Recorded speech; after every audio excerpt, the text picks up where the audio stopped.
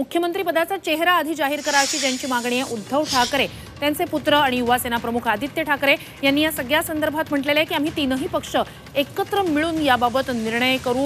आता मवियामध्ये हा वादाचा मुद्दा आहे, मात्र सध्या आदित्य ठाकरे म्हणतात की आम्ही तीनही पक्ष एकत्रित मिळून या मुद्द्यासंदर्भात निर्णय घेऊ। आदित्य ठाकरेंनी नेमकी काय प्रतिक्रिया दिली आहे, काय त्यांनी सावध भूमिका घेतली आहे पाहूया। अंतर्गत चर्चेवर होईल। मुख्य गोष्ट हीच आहे, कोणी मुख्यमंत्री पदासाठी लढत नाहीये। आम्हाला सरकार ह्यासाठी बनवायचंय कारण जे महाराष्ट्र द्वेष्टे भाजपा आहे त्यांना हद्दपार करायचं। ती चर्चा आम्ही करत राहू। बघा, तुम्हाला अजून एक सांगतो, सीट शेअरिंगच्या वेळी खेचताणी होणार, त्याच्यात असं कोणी वाटून घेऊ नका की काहीतरी तुटतंय, कारण खेचताणी ही झालीच पाहिजे। नाही झाली तर कोणाची ताकद नाहीये। प्रत्येक सीट ही प्रत्येकाने मागितलीच पाहिजे, मगच आम्ही 288 सीटवर सगळ्यांना मदत करू शकू।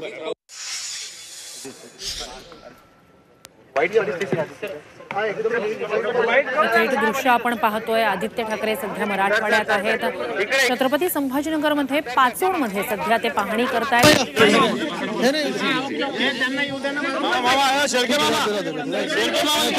त्याच्या बांधावर जात त्यांनी शेतकऱ्यांचं नुकसान झालेलं आहे त्याबाबत जाणून घेतलेलं आहे। खरं तर मराठवाडा विदर्भ या दोन्ही विभागांना गेल्या काही दिवसात झालेल्या मुसळधार पावसानं चांगलंच झोडपून काढलंय। जवळपास 11 लाख हेक्टरवरच्या पिकांचं नुकसान झालेलं आहे आणि या सगळ्याच्याच पार्श्वभूमीवर आदित्य ठाकरे, अंबादास दानवे, संजय राऊत हे मराठवाड्यात प्रत्यक्ष शेताच्या बांधावर जात नुकसानाची पाहणी करतात। रात्री मला ऑर्डर निघालेली आहे आणि आज महत्त्वाची गोष्ट म्हणजे पंचनामे सुरू झाले पाहिजेत, नाहीतर जी परिस्थिती आहे ती सरकारला दिसणार नाही। नाहीतरी सरकारचं डोळे बंद आहेत, कान बंद आहे, लोकांचं काही ऐकत नाही, काही पाहत नाहीये।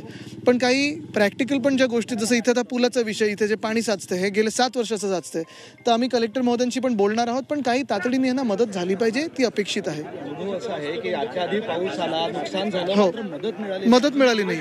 म्हणजे आपण दोन्ही हो हे आपण मागच्या पण शेतात ऐकलं की 2 वर्ष जी काही आपत्ती आली असेल, मग कधी गारपीट असेल, कधी अवकाळी पाऊस असेल, कधी सततचा पाऊस असेल, पंचनामे होतात पण मदत होत नाही। आणि हे सरकार निर्दयी आहे हे आम्ही पहिल्यापासून बोलत आलेलो आहोत।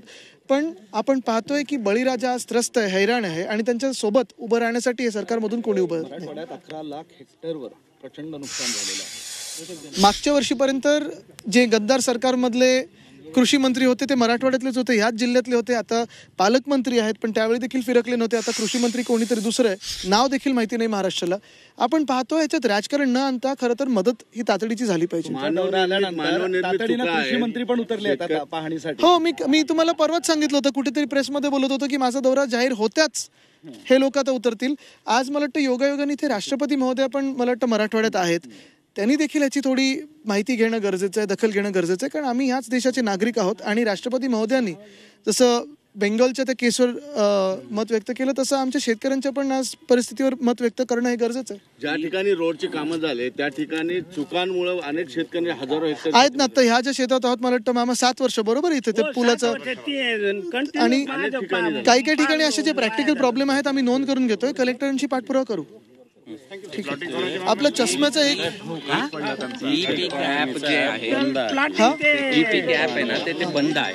त्यामुळे जर ई-पीक वर नोंद केली नाही तर शेतकऱ्यांना काहीच फायदा होणार नाही।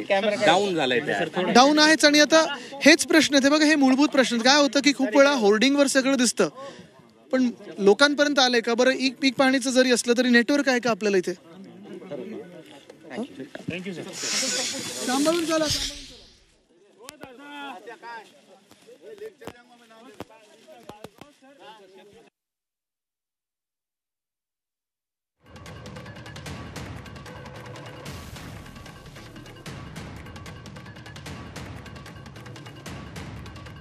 फाट्यावरून